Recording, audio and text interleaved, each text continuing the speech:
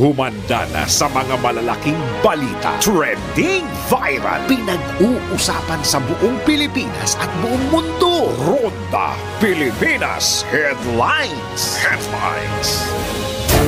Narito na mga headlines para sa Ronda Pilipinas.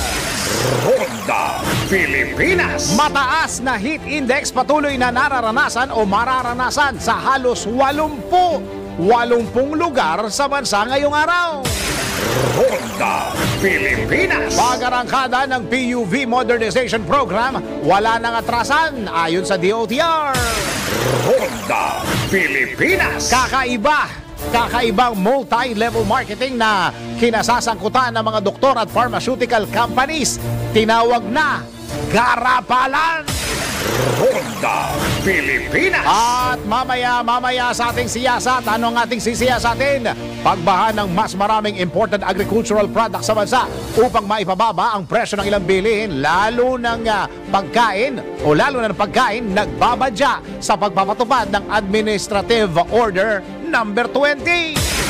Ronda Pilipinas. Balita sa ibayong dagat, Oklahoma tornado isinailalim sa state of emergency. Bunsod ng malakas na bagyo. Ronda Pilipinas. Ayun pala pangalan ng lugar. Balita pa balakasan tayo. UST Golden Tigresses all set na para muling maibalik ang corona sa Espanya. Ronda Pilipinas. Showbiz, Julia Barreto kinaaliwan ng mga Indonesian press dahil sa pagsasalita ng bahasa. Ronda Pilipinas. Ayaw na suporta ng magulang mo ang iyong pag-aaral dahil hindi ka na menor de edad. Naku, mamaya pag-usapan natin mamaya sa NBI. Naku, bawal ito.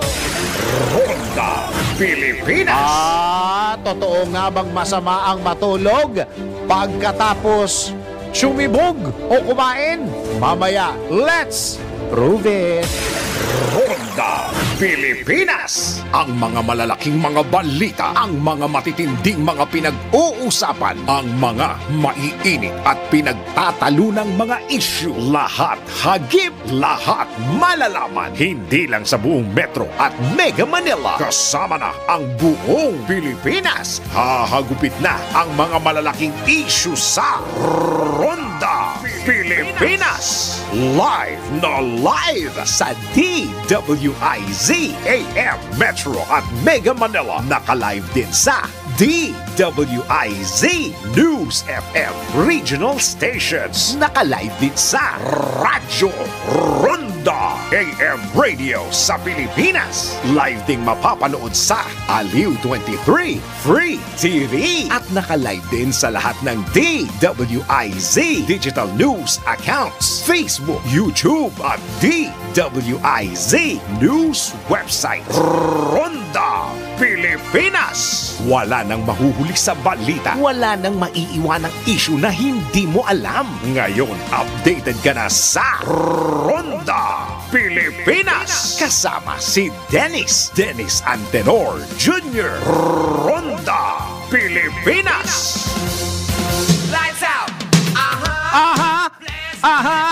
Siguro naman nabalitaan nyo na viral ito kahapon pa. Yung dalawang pulis na nahuling nagtatalik sa kotse sa isang mall. Sino nakahuli? Yung mga asawa din nila. Yung nagtatalik po na yun na dalawang pulis yun, dalawang pulis yun. Yung mga asawa nila, pulis din. Pulis din na nakahuli. Tapos parang nagkagulo yata. Nagkabarilan. Meron pa yata yung isang lalaki na nabaril sa hita.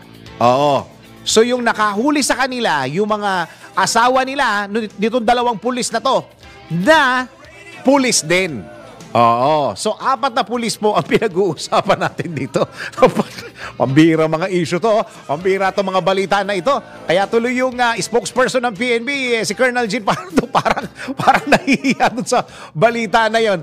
Ay, nako, ano ba yan? Napakainit ng panahon. Magandang araw, Pilipinas! Ito ang Ronda Pilipinas. Ayan, live na po tayo sa DWIZ AM Metro Mega Manila. Mambira, dalawang pulis na may asawang dalawang pulis. Live din tayo sa DWIZ News FM Regional Stations and of course sa Radyo Ronda.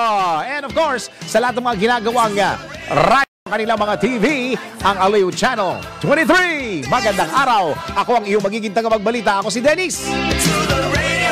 Dennis Antenor Jr. Ronda Pilipinas. Ay, napakainit. Narito ang ating magiging weather, whether we like it or not.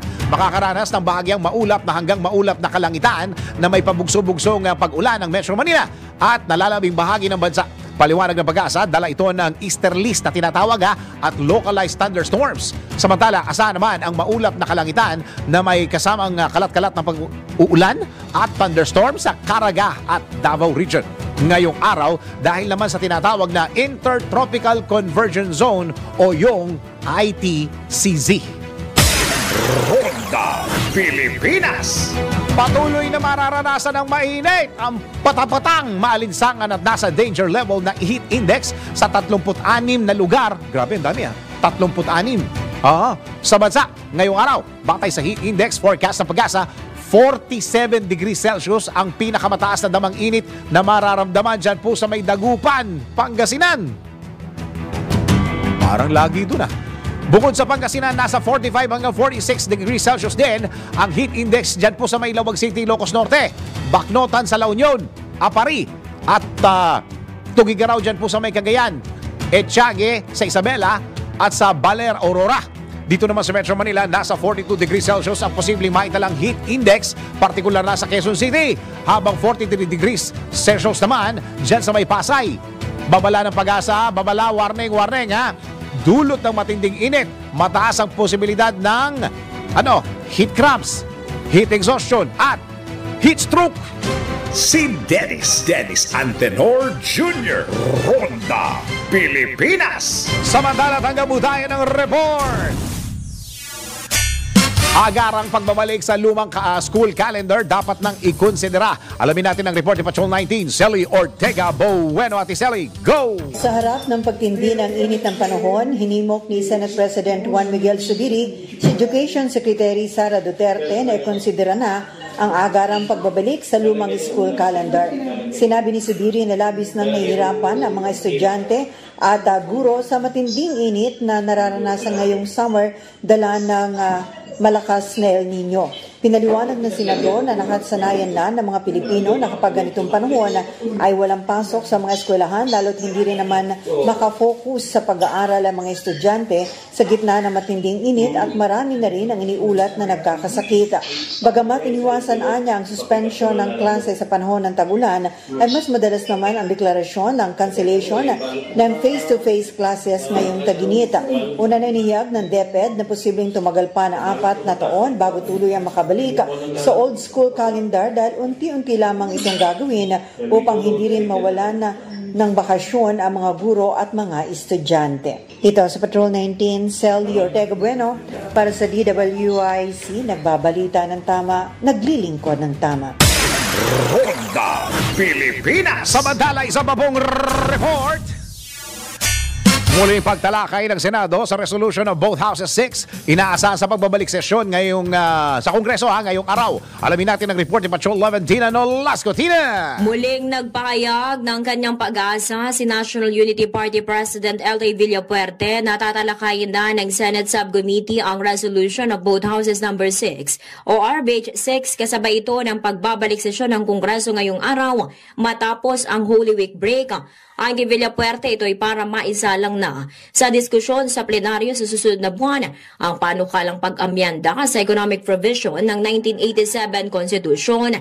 Kaugnay na rin anya ito sa naunang ipinangako ng Senate President Juan Miguel Zubiri na tatapusin na ang panel deliberation sa RBH 6 oras na magbalik sesyon na ang Kongreso. Una nang sinabi ni Zubiri na magkakasa ng 3 pang public hearings si Senate Subcommittee on Constitutional Amendments and Revision of Code Chair Senator Juan Edgardo Angara ukol sa RBH 6 kung saan gaganapin anya ito sa Baguio, Cebu at Cagayan de Oro bago ilabas ang committee report upang maisalang na sa plenaryo ang economic charter change. Ito si Patrol 11. Tina Nolasco para sa impilang may todong lakas DWIZ, nagbabalita ng tama, naglilingkod ng tama. Kapag may bagong balita, naka-on air, agad-agad, DWIZ Patrol Report. Tuloy mga balita, iginit ng Department of Transportation na hindi na dapat ipagpaliban ang implementasyon ng PUV Modernization Program. Sa panayam ng DWIZ, binigyan din ni Transportation Secretary Jaime Bautista, nakakaunti na lamang ang bilang ng mga tsuper at operator na hindi pa nakakapag-consolidate ng kanilang prangkisa. Ayon pa kay Secretary, kay Sec, natugunan na ang ilang issue kaugnay sa nasabing programa. Una nang sinabi ni Pangulong Ferdinand Bongbong Marcos Jr. na hindi na palalawigin pa ang jeepney consolidation dahil kailangan na itong maipatupad para sa pagsulong at pag-unlad ng Pilipinas. Matagal na pong delay itong programa natin. No? Siyam na beses na natin na in-extend yung deadline. Kung i-extend pa natin to, siguro baka hindi na natin ma-implement yung program. No? Yung mga issue naman po na sinasabi nila ay na-address naman. No? Pagkaintindi ko dun sa mga business group, ang gusto nila ay tulungan naman yung mga manufacturers. No?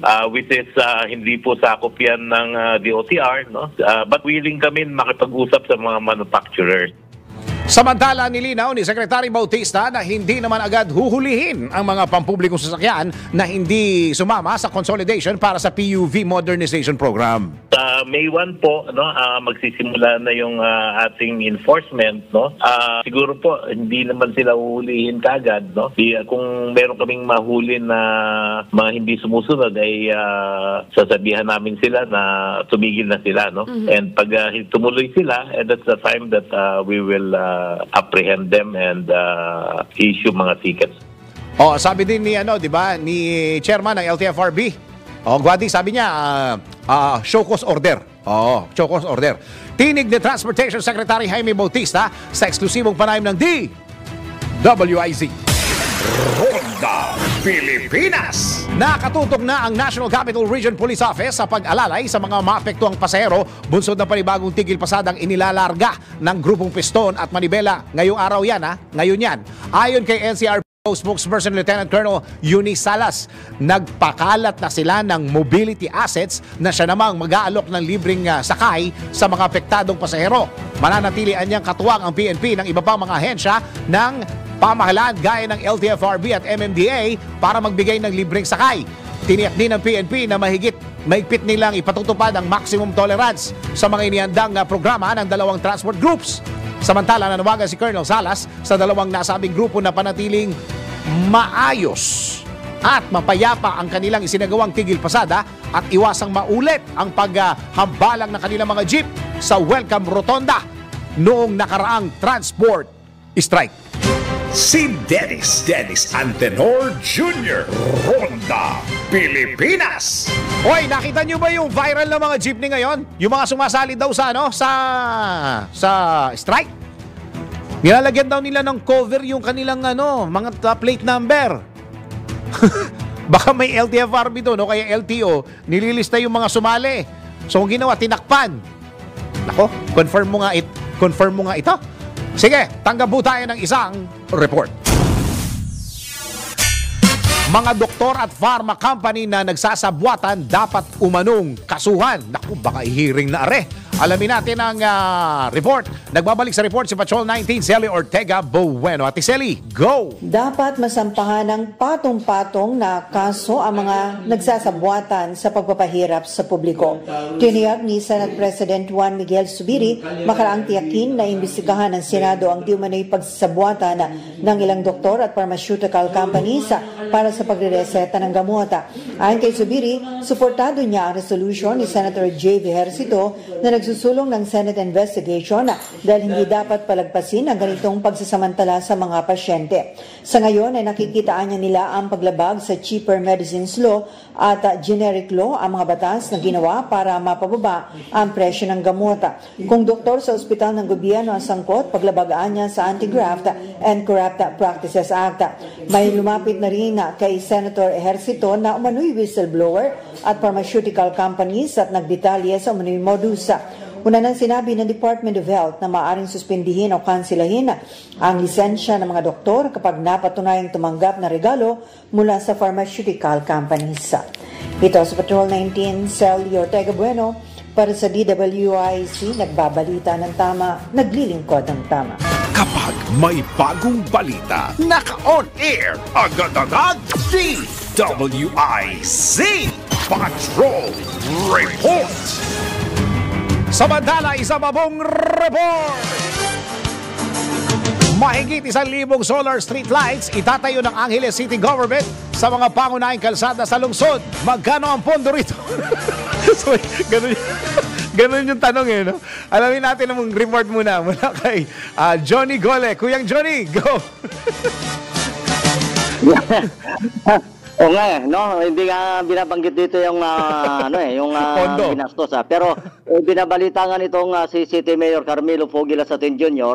Na natapos na raw o matatapos na raw nilang pasimulan itong paglalagay ng tinatayang 1,500 solar street lights sa mga pangunahing lansangan dito sa siyudad ng Angeles. Ang proyekto ayon dito sa alkalde ay alinsunod sa programa ng City Government of Angeles City upang suportahan itong pagpapalaganap daw ng sustainable at eco-friendly environment at pagpaprioridad sa kaligtasan at seguridad ng mga mamamayan dito sa lungsod. Ayon naman dito kay IC Calagwas, ang Chief Political Advisor nitong si Mayor Lasatin, na nabili at na-deliver na nga itong nasabing mga solar street lights. Katunayan, ilan sa mga ito ayon dito kay Calagwas ay kanilang ikabit dito sa ilang mga major roads networks dito sa syudad.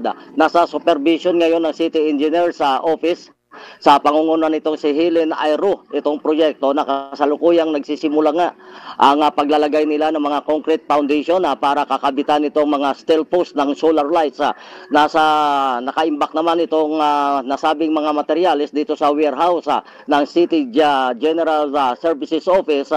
Sa supervision naman itong si Evangeline Malonzo. Ayon pa rito kay Calagwas, sa itong mga proyektong ito sa mga ipinangako nga nitong si Mayor Lasatin sa kanyang inaugural speech noong June 2022 nang mahalal itong muli para sa kanyang ikalawang termino na palakasin at isulong itong environment and eco-friendly sustainable energy sa pamamagitan ng paggamit nga nitong mga solar power street lights sa lahat ng sulok sa syudad para sa antas o pagpapataas nitong kanilang peace and order, security at safety ng mga Anghelenyo, lalo na sa gabi.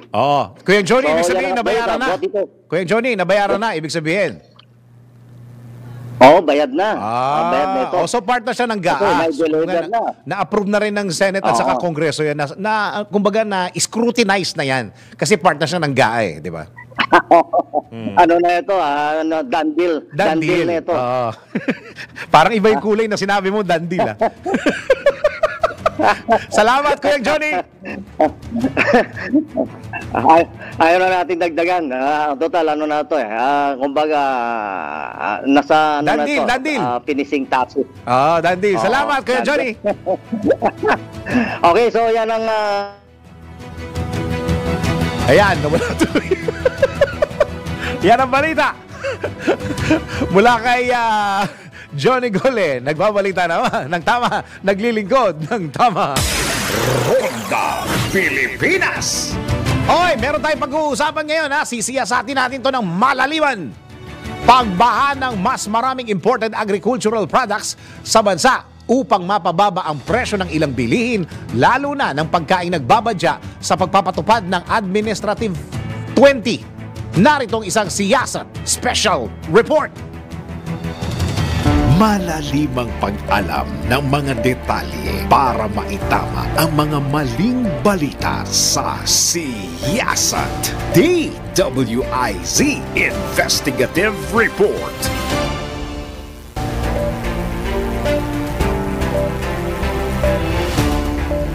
Tila hindi na mapigilan ang patuloy na pagsirit ng presyo ng pagkain, lalo na ang bigas at iba pang agricultural products na pinalala pa ng epekto ng tagtuyot dulot ng El Nino phenomenon. Ilan lamang ito sa mga pangunahing problemang kinakaharap ng mga Pilipino, partikular ang mga kapos sa pambili. Kaya naman, hindi rin tumitigil ang gobyerno sa paglalatag ng mga solusyon.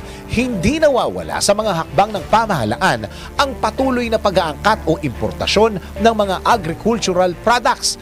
Kamakailan lamang ay naglabas si Pangulong Ferdinand Marcos Jr. ng Administrative Order o AO20 na layuning magpapababa ng presyo ng mga nasabing produkto. Sa ilalim ng AO20, paluluwagin at pabibilisin ang importation process sa pamamagitan ng pagtatanggal sa non-tariff barriers sa agri-commodities na nagiging dahilan ng pagtaas ng presyo ng pagkain. Hati naman ang opinyon ng mga nasa agri-sektor gaya ng samang industriya at agrikultura o SINAG na aminado bagamat walang gaanong epekto ang AO sa bigas at karne, maaari itong makaapekto sa lokal na supply, lalo na sa asukal at isda. Ito, ayon kay SINAG Chairman Rosendo So, ay dahil may itinakda namang minimum access volume o tariff rate quota sa bigas, karneng manok at baboy.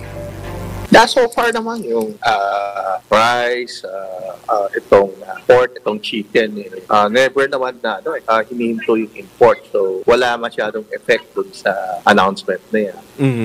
Ang nakikita lang natin yung fish, no?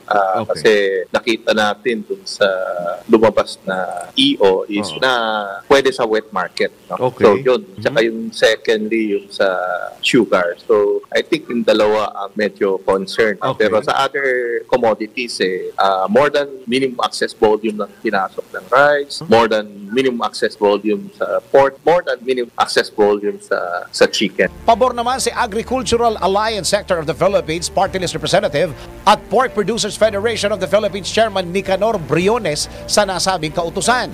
Ayon kay Congressman Briones, maring luwagan ang importation process basta't may mga kondisyon at regulasyon upang hindi maabuso ng mga traders na ang ilan ay nagkukubli bilang smuggler. As long as nang talagang may kakulangan at hindi naman maapektuhan yung mga farmers, not up to the extent na maaaring magkaroon ng kalugihan yung mga magsasaka natin. Katulad ng limbawa ng sibuyas. Huwag naman mag-import pagparehan ng anihan, mga ganon. Yung karne ng baboy, dapat ibigay lang doon sa mga meat processors. Huwag sa traders. Paluwagin yung sa mga meat processors, huwag sa mga meat traders. Kasi yung meat traders, karamitan diyan, nag-undervalue technical smuggling. Nangangamba naman si dating Agriculture Secretary at ngayon Federation of Free Farmers Cooperative o FFFC President Leonardo Montemayor sa AO20. Hoping na pagka ito'y nakarating sa ating mga consumers, mas mura ang kanilang bibilhin. Pero hindi, actually, kailangan suriin pa ng mabuti itong AO na ito kasi baka magkaroon din po ng mabigat na epekto po sa ating lokal na magsasaka at mga isda. Iginiit ni Montemayor na hindi maiwasang magkaroon ng negatibong epekto ito sa mga local farmers dahil maaaring lalong bumaha ng mga imported agri-products na papatay sa lokal na agriculture sector. Pawang mga trader lamang anya ang makikinabang sa nasabing kautusan at maaaring hindi naman makatulong upang mapababa ang presyo. Kadadagsa po yung imported na sibuyas, ang epekto niyan marireduce talaga yung buying price ng ating local traders sa ating mga farmers. So, mawawalan po ng gana ang ating mga farmers na magpalakas pa ng produksyon. So, pagka nangyari po yon, maulit na naman po yung mas magiging dependent tayo sa imported products. Kung si United Sugar Producers Federation of the Philippines o UNIFED President Manuel Lamata ang tatanungin, dapat pa rin magkaroon ng regulasyon sa pag-i-import ng asukal. Ito'y kahit inatasan mismo ni Pangulong Marcos ang Sugar Regulatory Administration na payagan ang direct importation upang mapabilis ang proseso ng pag-aangkat. Tungkol naman sa pag-angkat ng asukal, dapat ipadaan lahat sa tawag sa administrasyon ng SRA. Kasi sila ang may alam kung kailangan na talaga mag-angkat o hindi. Hindi natin mabuksan to na kahit sino na lang makaangkat. Kung gano'n, wala na. Mamamatay ang industry. Everybody will start importing. Hindi pwede yan. Bagamat aminado si Lamata na maganda ang layunin ng AO20, hindi naman ito imposibleng maabuso. kaya't mananatili silang agricultural stakeholders na nakamasid sa mga susunod na hakbang ng gobyerno. I would like to look at it at the positive side. Makatulong yan kung may kailangan kami mag-angkat ng mga machinery. And then makatulong din kung it's time to import sugar kasi kukulangin tayo. No question about that. Kukulangin na tayo ng asukal. Kasi 110 million Filipinos na tayo. Yung sugar industry, lumiliit na because of the expansions of subdivisions and all that. But having said that, yun na, makatulong to ang administrative order if used the right way. Pwede rin ito maabuso eh. So yun ang dapat pag-ingatan at mag-observe lang tayo. Samantala, naniniwala naman ang siyasa team na dapat timbanging maigi ng gobyerno ang magiging positibo at negatibong epekto ng Administrative Order 20.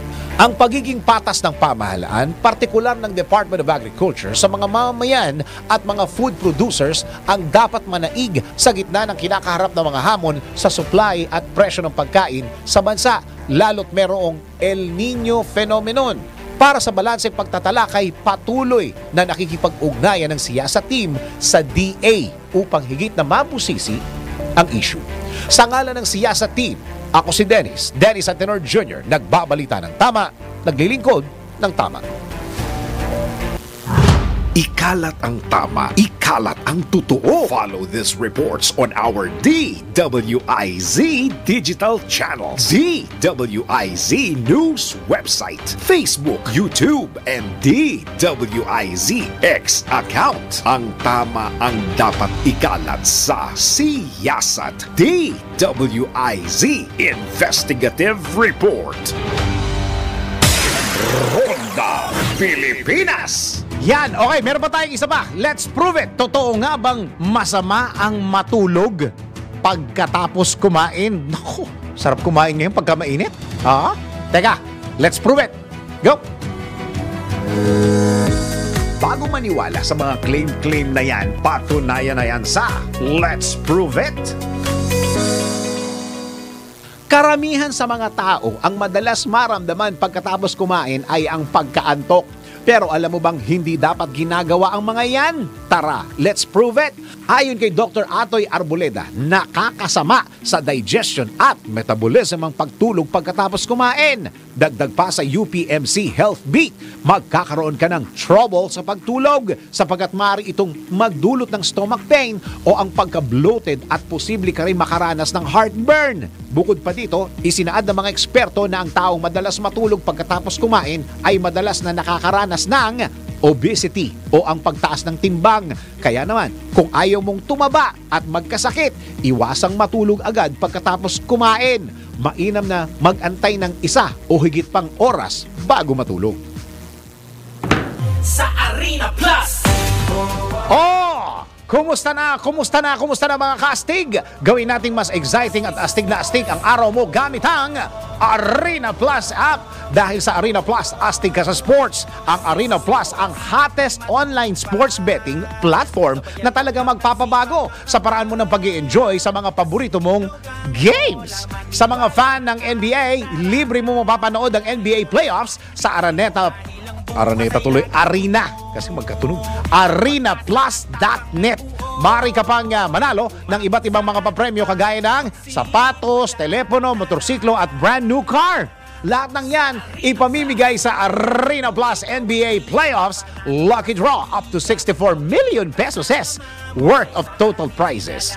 Bukod sa NBA, pwede mo ring masubaybayan ang mga live games ng local at international sports kagaya ng PBA, PBL, soccer, basketball, volleyball, boxing at marami pang iba. But that's not all. Kasama sa magbibigay ng saya sa inyong gaming experience ang official astig endorsers na sina Scottie Thompson at NBA star Jordan Clarkson. Kaya ano pang inaantay mo? Download Arena Plus app sa App Store or Google Play. Or manood sa arenaplus.net. Dahil sa Arena Plus, astig sa sports. Keep it fun, game responsibly. Ronda Pilipinas! Ang ating oras 33 minuto makaraan ng alas 10 ng napakainit na morning. Ronda Pilipinas. At ngayon, tanggap po tayo ng isang report. Ang pagkumpleto ng Halaur ba yan? O Jalaur? Halaur Mega Dam ay nangangahulugan ng seguridad para sa pagkain. Alamin natin mula sa DWIC News FM Western Visayas, magbabalita si Richard Bertuso. Richard, go! Magbibigay ng kinakailangang pundo ang Kamara de Representantes para matiyak na matatapos ang Halao River Multi-Purpose Project Stage 2 or GRMP2 sa Kalinog, Iloilo. Tiniyak ni House Speaker Ferdinand Martin Romualdez sa mga mamamayan ng Iloilo. Disiguraduhin natin ang sistema ng irigasyon na ito ay matatapos bilang bahagi ng programa ni Pangulong Ferdinand Bongbong Marcos Jr. upang matiyak na mayroong pagkain kahit man lang ang pangunahing bigas. Ang GRMP2 ay inaasahang makapagbigay ng tubig sa irigasyon sa mga magsasaka, partikular sa mga lugar na gumagawa ng palay. Isa ang Iloilo sa mga nangungunang probinsyang gumagawa ng bigas sa bansa. Ginawa ni Romualdez ang pangako sa harap ng halos 1,000 na magsasaka at mangingisda sa isang pulong ng town hall na ginanap sa Southeast Asian Fisheries Development Center, Aquaculture Department or SIFTIC sa Tigbawan, Iloilo. Sa pagpupulong, nagbigay ang National Irrigation Administration or NIA Region 6 ng mga update sa pagtatayo ng GRMP2, lalo na sa kasalukuyang El Niño phenomenon, extended dry season. Ayon kay Flordali Padillo, Information Officer ng GRMP2, 74.31% na ang kumplito ng proyekto. Inaasahang madaragdagan ng Mega Dam ang produksyon ng bigas sa Iloilo at magbibigay ng tubig at kuryente sa lalawigan ng kabisera nito. Ang GRMP2 ay isa sa mga 194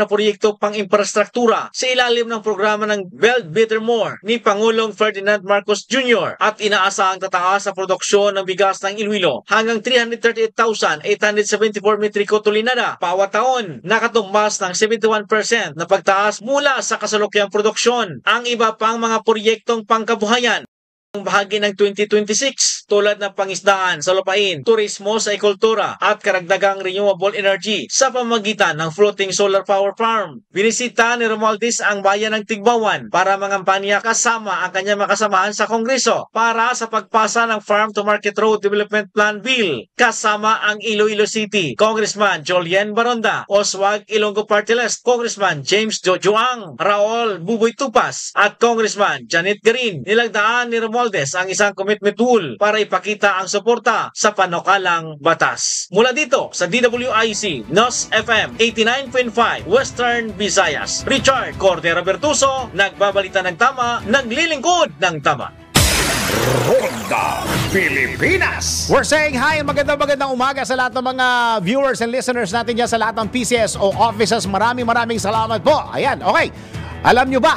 Ayan, since we're nag-greet na natin ng PCSO, eto, magandang balita mula sa PCSO. Medical at Dental Clinic ng PCSO, bukas sa publiko araw-araw. Alam mo ba? O sige, para mas maintindihan ninyo, narito isang special report mula kay Maine Barreto.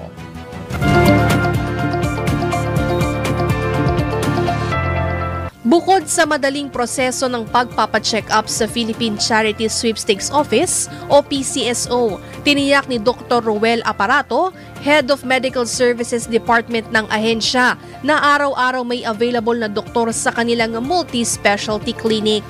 Pakinggan natin ang kanyang pahayag. Meron din tayong tinatawag na multi-specialty clinic. So meron na tayong outpatient for the general services.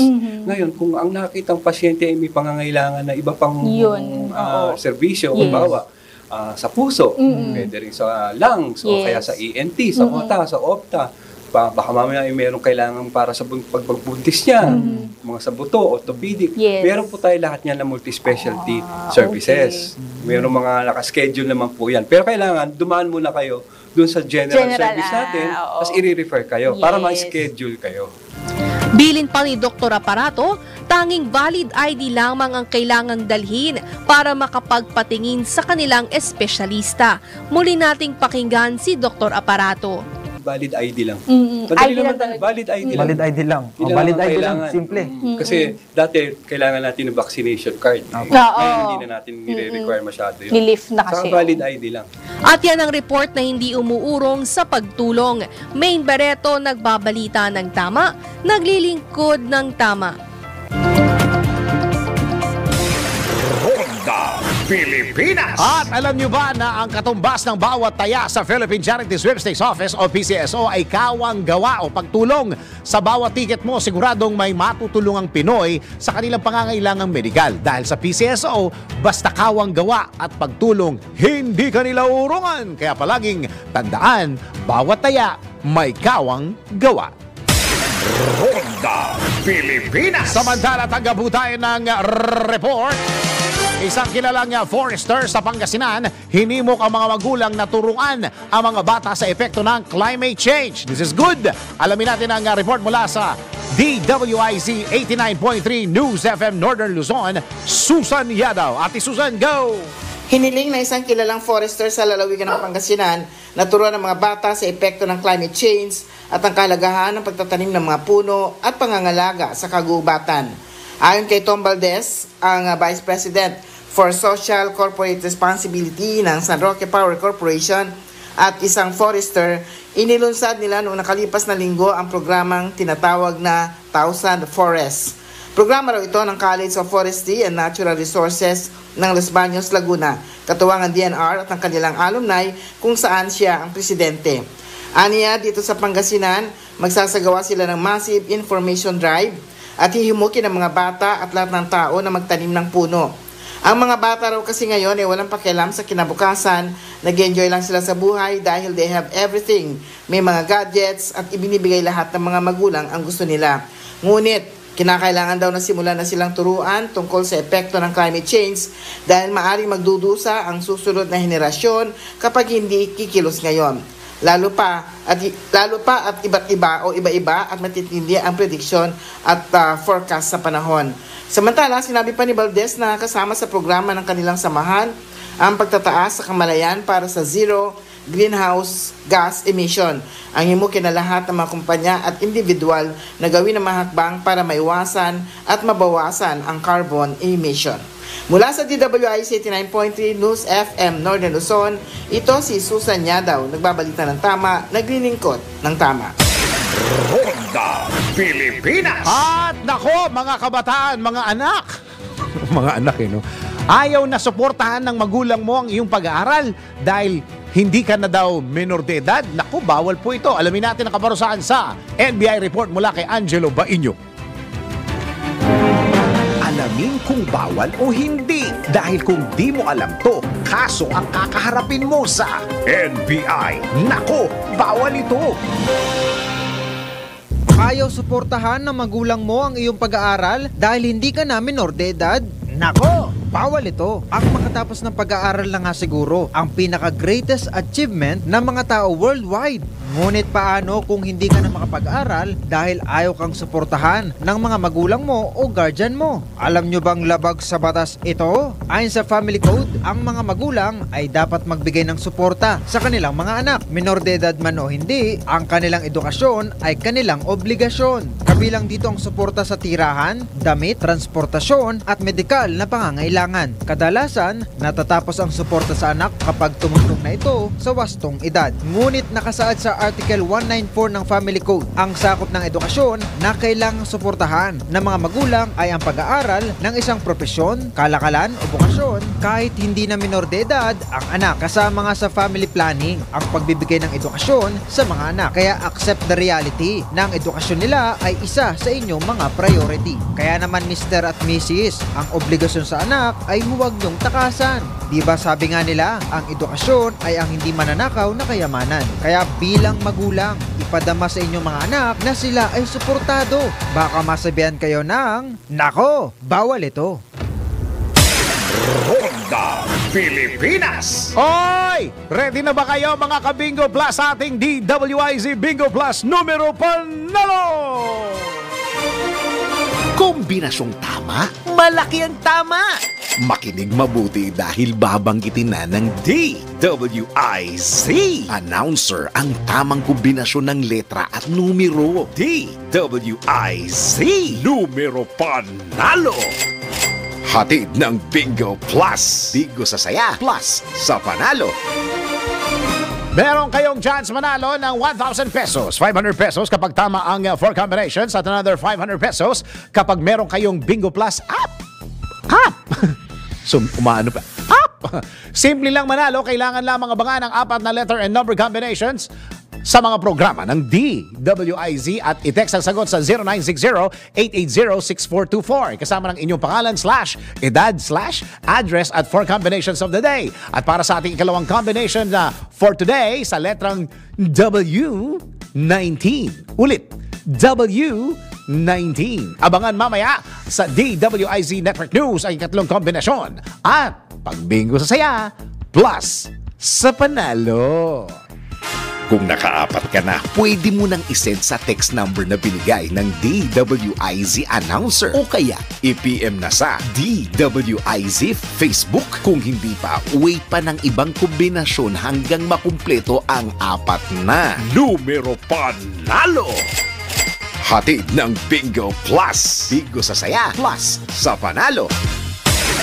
Ronda Pilipinas. Pilipinas, ang oras 10 minuto ba bago mag-alas 11 ng mainit na morning.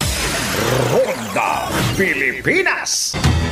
Tuloy-tuloy ang mga balita at impormasyon. Alam nyo naman siguro, no? Merong malaking issue ngayon tungkol dito sa buwatan umano ng mga pharma na malaking companies o pharma companies at ng mga doktor na sa pagbibigay daw ng mga gamot na hindi naman kailangan kasi meron daw tinatawag na pyramiding. Oo, nako. Ang tawag nga ni di ba, ni Dr. Tony Leachon ay greatest medical corruption in the modern times sa Philippine history. Nako, medyo mabigat-bigat ito. Tama-tama.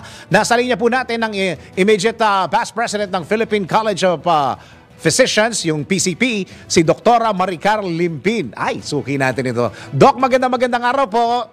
Yes, magandang umaga naman, Dennis. Magandang umaga sa lahat ng mga nakikinig sa atin. Opo, meron na po bang sa inyo po sa industriya po ninyo, ano ang nagiging usapan tungkol dito sa issue na inilabas po ni Dr. Tony Leachon, yung sabwatan daw ng mga malalaking pharma at ng mga doktor sa pagbibigay ng mga maling gamot dahil daw meron daw quota na tinatawag. Doc, go ahead.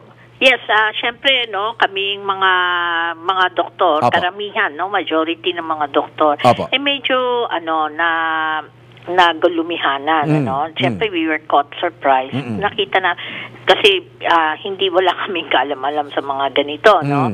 So, medyo nasurpresa kami sa napabalita na ito. And up to this day, parang hindi ko pa rin masyadong maisip na nangyayari talaga ito. Ibig nyo sabihin, Doc, ngayon nyo lang po ito nalaman o meron ho ba talagang ganitong pangyayari in the past na merong, ang alam ko talaga, ang pharma at saka doktor, talaga namang may relasyon yan, may nag-uusap talaga ng madalas yan. Po. Doc, yes hindi ba? Po. Kasi syempre po talagang nag-uusap po kami dahil pinopromote po ng mga pharmaceutical companies through their medreps na yung mga produkto ho nila. Syempre in the process po, itong mga medreps naman po, tao ho yan, tao din ho kami. Nagkakaroon ho rin kami ng, kunyari, nagiging kaibigan na rin ho namin. I think from base doon sa na yon, dahil pag kunyari, sabihin ko na po, kunyari, ako na po, ehemplo ko na lang ang sarili ko. Syempre, kapag yung medrep ay masipag, laging nagko-cover, syempre, mas matatandaan ko yung produkto. At may tendency bibigyan ko yung mga prescription ko. Syempre, mapiprescribe ko po yung kanilang mga medisina, no? Dahil sa isip ko po, nagtatrabaho itong taong ito, masipag naman, bibigyan mo naman siya ng konting konsuelo, no? Mapiprescribe po natin yung gamot. Pero ang prescription po always will be because kailangan ng pasyente. More than anything else. Hindi ho yan piniprescribe dahil naging kaibigan ko lang kahit na hindi kailangan ng pasyente, ipiprescribe ko. Hindi ho naging ganyan kahit kailan. And I do believe na ganyan po ang practice ng majority of the doctors. Kapag po, ito, diretsa na lang, Doc, kasi medyo wala na ho akong oras, yun ho bang ipinipresenta ninyo, iniprescribe nyo, ipiniprescribe po ninyo na gamot na galing sa mga pharma na nagko-cover sa inyo sa mga mga medrep na ito, meron ho bang komisyon ang doktor po dito? Well, ang alam ko, no, at ang pinaka-usual practice, wala pong komisyon diyan. Wala po talagang komisyon. So, I don't know kung paano po. Kaya nga po, medyo na sorpresa ko kami. And, syempre, no, kung totoo man, kung may bahid ng katotohanan nito, syempre nalulungkot po kami dahil sa ganitong mga pangyayari.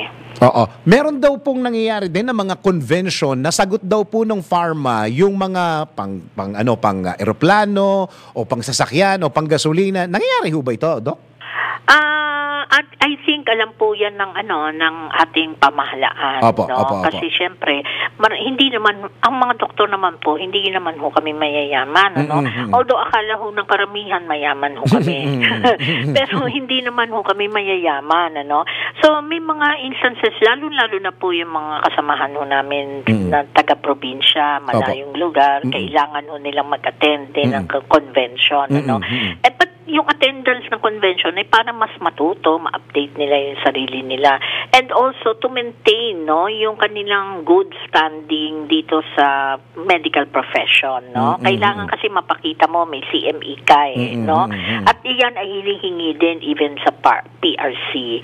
So, dahil sa hindi naman nila minsan kasi yung mga galing ng probinsya, lalo na Mindanao, Northern Luzon, no, pupunta ho yan dito sa Maynila, mangangailangan hong sumakay ho, no? At saka siguro po may mga accommodations po yan. Minsan po yan sinasagot po yan ng pharma company. Pero wala po yan wala po yang may exchange for, mayroong in exchange for prescription. Hindi po ganon, no? It is really for geared for CME activity. Iyon. Naku, sana marami pa tayong oras, Doc. Doc, hingi ako ng part 2 na interview na ito. Baka pwede ho kayo, baka pwede bukas, ano? Sige po. Opo. Doktora, maraming salamat po sa oras na binigay niyo sa DWIZ. Okay, sige po. Immediate past president po ng PCP, Philippine College of Physicians, si Doktora Maricar Limpin. Ronda Pilipinas. At yan ang kabuuan ng mga balita at impormasyon. Teka muna, mag-showbiz naman lang tayo. Okay ba yung showbiz natin? Sige, showbiz tayo. Showbiz! Julia Barreto. Ito na ang latest, bagong-bago, fresh na fresh. DWIZ Showbiz News. Showbiz tayo. Julia Barreto kinaaliwan ng mga Indonesian press dahil sa pagsalita ng bahasa. Showbiz balita mula kay Anton.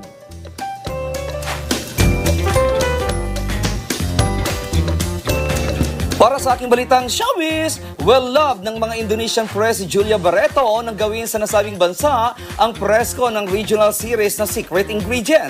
Leading man na actress sa nasabing series ang Indonesian actor na si Nicholas Saputra at ang South Korean actor na si Lee Sang-hyun, kaya't sa Indonesia ginawa ang media conference nito. Sa ginanap na presko sa isang hotel sa South Jakarta, ikinuwento ni Julia na ginagampanan ang papel na Chef Maya na kumuha siya ng short cooking course tungkol sa Indonesian food. Dito raw niya naging paborito ang Indonesian fried rice na sarap siya. Nag-aral din daw siya ng ilang salita ng bahasa kung saan ginamit niya ito nang bumati siya sa mga Indonesian press kung kaya't pinalakpakan siya ng mga ito. Aliw na aliw nga kay Julia ang mga Indonesian press na magsalita na ito ng bahasa kung kaya't naging well-loved na agad siya ng mga entertainment press sa nasabing bansa.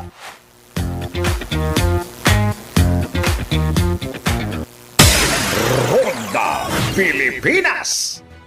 Okay. Para sa ating balitang sports, UST Golden Tigers is all set na para muling maibalik ang corona sa Espanya. Sports news mula kay Daryl Justin.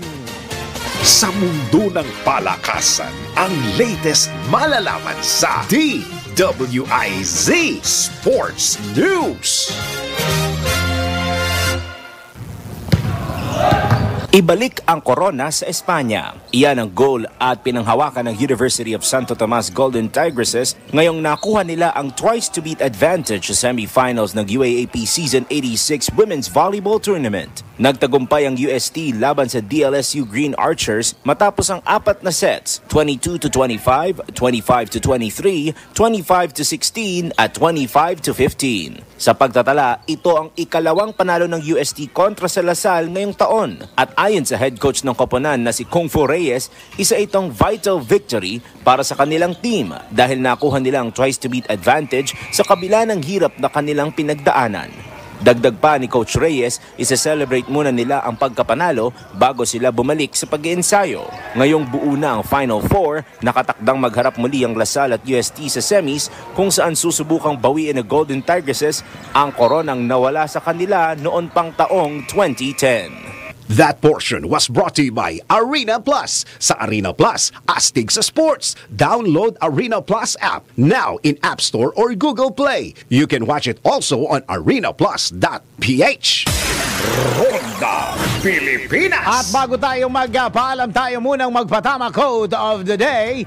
Matuto tayong magbayad ng utang kahit hindi tayo sinisingil. Huwag nating pahirapan yung taong nagtiwala sa atin at nagpautang sa atin. Tatandaan ninyo kapag kayo umutang, ang inutang ninyo ay hindi pera. Ang inutang ninyo ay tiwala. Ulitin natin doon sa mga bingingot. Lalo na may mga utang. Okay? Kapag nangutang tayo, hindi pera ang inutang natin, kundi tiwala. And then, isa pa, wag natin isipin na ang perang inutang natin ay sobrang pera niya. Ang perang inutang natin ay pinaghirapan niya na gagamitin niya. Okay? Okay. Maraming salamat, Pilipinas. At yan ang kabuuan ng mga balita at impormasyon sa Ronda Pilipinas. Oy, happy birthday muna kay Mr. Arnold Belen ng DWIZ. Happy birthday! Arnold, happy birthday! At tatabayan na po susunod na programang Yes, Yes, Yo, Topacio with Miss Juvie de Guzman. Maraming salamat, Pilipinas. Ako mo inyong naging tagapagbalita. Ako si Dennis Antenor Jr. Nagbabalita ng tama, naglilingkod ng tama! Ang mga malalaking mga balita, ang mga matitinding mga pinag-uusapan, ang mga maiinit at pinagtatalunang mga issue. Lahat hagip, lahat malalaman. Hindi lang sa buong Metro at Mega Manila. Kasama na ang buong Pilipinas. Hahagupit na ang mga malalaking issue sa Ronda Pilipinas.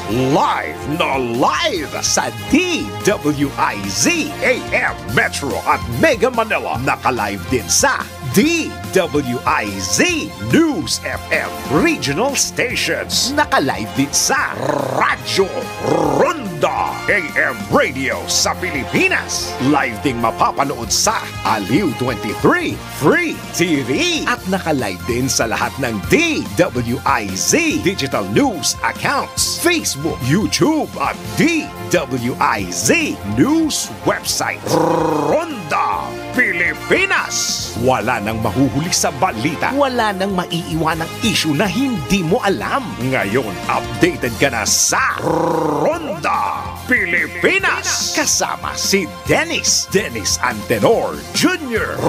Ronda Pilipinas. Monday to Friday, 10 a.m.